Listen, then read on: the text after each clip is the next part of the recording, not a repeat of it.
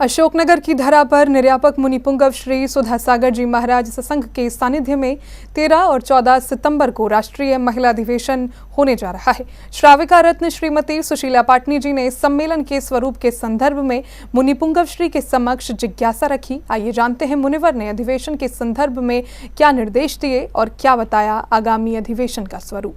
महाराज श्री जी, कल माँ समिति का सम्मेलन है, तो उसके अंदर हमारी इतनी प्यारी प्यारी बहनें आएगी, उसका सम्मान हम किस तरह से करें, यहाँ की समाज भी किस तरह से सम्मान करें, इसके बारे में थोड़ा सा बताएं। नमस्ते।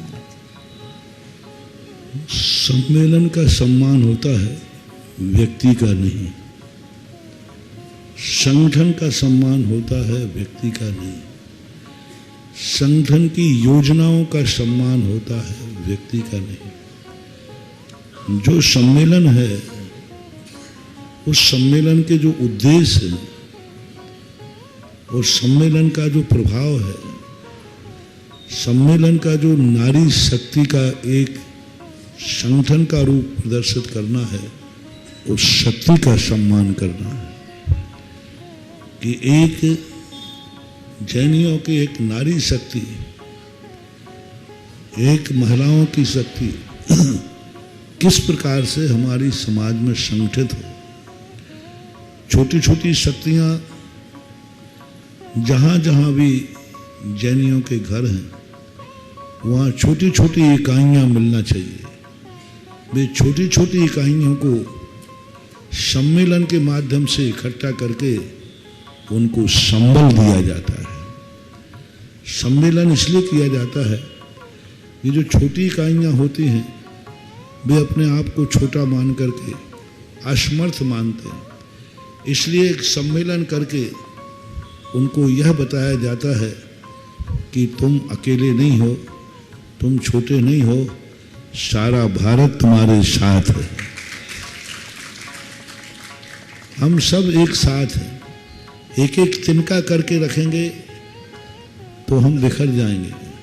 उन सारे तिनकों को इकट्ठा करके एक गट्ठे के रूप में इकट्ठा करने का नाम सम्मेलन है। और सम्मेलन में एक दूसरे के आचार विचारों का आदान प्रदान होना चाहिए। कई ऐसे आचार विचार होते हैं, कई समस्याएं होती हैं।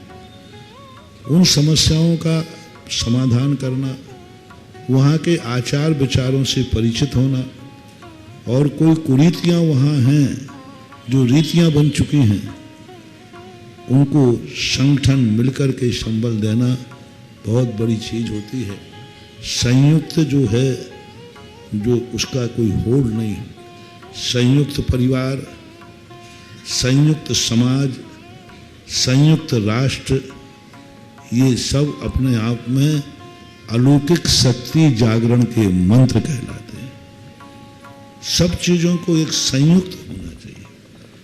तो ये महिला सम्मेलन जो होते हैं, एक अपनी संयुक्त भागीदारी, एक दूसरे को शेयर करना, एक दूसरे को आलम्बन देना, उसके लिए होता है। और बाहर से जो कोई भी संगठन आते हैं, तो स्थानीय संगठनों को शिक्षा लेना चाहिए। अशोकनगर की कल सारी महिला जाति, जितनी अशोकनगर की जैनियों की महिला जाति है, 2 दिन उन बाहर वाली अपनी महिला जातियों के साथ रहना चाहिए और उनसे आदान प्रदान करना चाहिए। नेटवर्क बड़ा हो। किसका नेटवर्क है? अभी तुम अशोकनगर में महिला मंडल बना लिया, अशोकनगर में महाराज आ गए तो सबने अपना चल दिया, अशोकनगर में कुछ हो गया। अशोकनगर का नेटवर्क इतना बड़ा हो इस सम्मेलन के माध्यम से कि अशोकनगर की हर नारी भारत में कहीं भी यात्रा पर जाए और वो कह सके, यहाँ भी हमारे संगठन की महिलाएं रहती हैं। यानी एक दूसरे से नेटवर्क बढ़ाइए। यानी कहीं यदि मान लो आप दक्षिण भारत गए, तो यहाँ आने वाले दक्षिण भारत के संगठन से आप परिचय बनाइए। कभी आप दक्षिण भारत की यात्रा में जाएं तो वहाँ आप कर सकते हैं, भाई हमारे यहाँ सम्मेलन में आप पधारे थे और हमारा आपका मंडल एक ही है, हमारा एक संगठन है। तो आप वहाँ जाकर के परदेश महसूस नहीं करेंगे, वहाँ भी अपना घर महसूस करेंगे। महाराज जी, तो सबसे बड़ी चीज है कि अशोकनगर की नारी जाति, कल जो सारे भारत की महिलाएं यहाँ उपस्थित होने वाली हैं, उनके साथ अपना नेटवर्क बनाए और उनके संगठन में शामिल हो, और पूरे अशोकनगर की नारी जाति उस संगठन में इतना बल दें कि सारे भारत की नारी जगत का बहुमत एक तरफ हो और अशोकनगर की नारियों का बहुमत एक तरफ हो, और इतना बहुमत हो कि लोग ये देख के रहें कि हम सारे भारत के मिलकर के भी इतने नहीं जितने कि अशोकनगर के मिलकर के।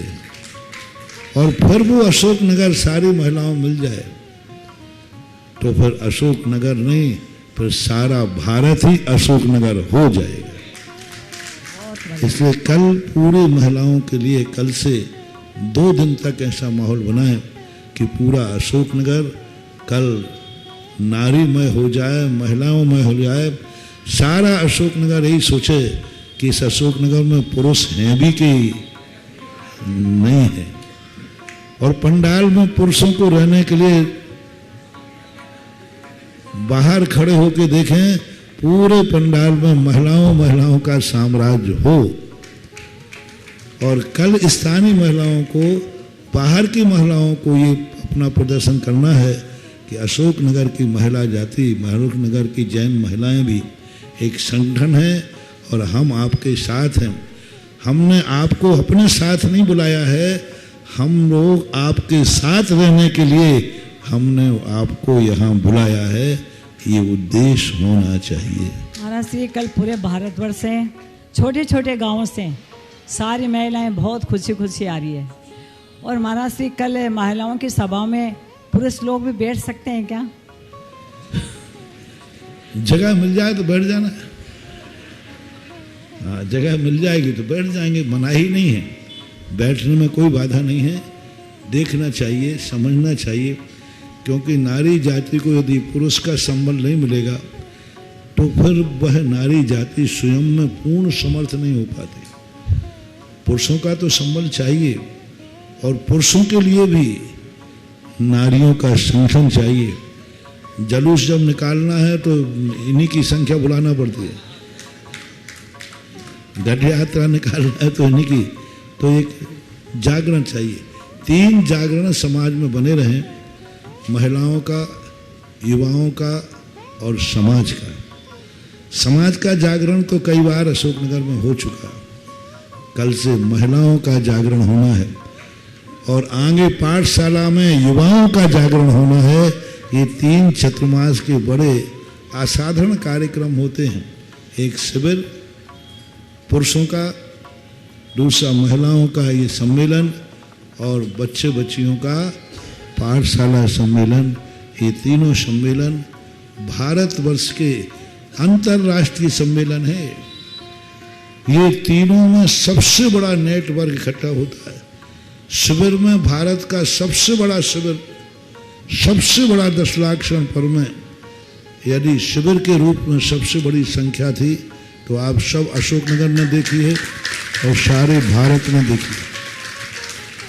महिलाओं का भी जो सम्मेलन होता है, ये भी भारत का सबसे बड़ा अद्वितीय, एक साथ इतनी महिलाओं का एक साथ इकट्ठा होना, ये भी साल भर में एक बार ही हो पाता। और ऐसा ही पाठशालाओं का, इतना पाठशालाओं के सम्मेलन होते रहते लेकिन पाठशालाओं का इतना बड़ा सम्मेलन, एक साथ इतनी पाठशालाएं, इतने व्यक्तियों का, ये भी साल भर में एक बार होता है। तो ये तीनों सम्मेलन आजकल अंतर्राष्ट्रीय सम्मेलन बन चुके हैं।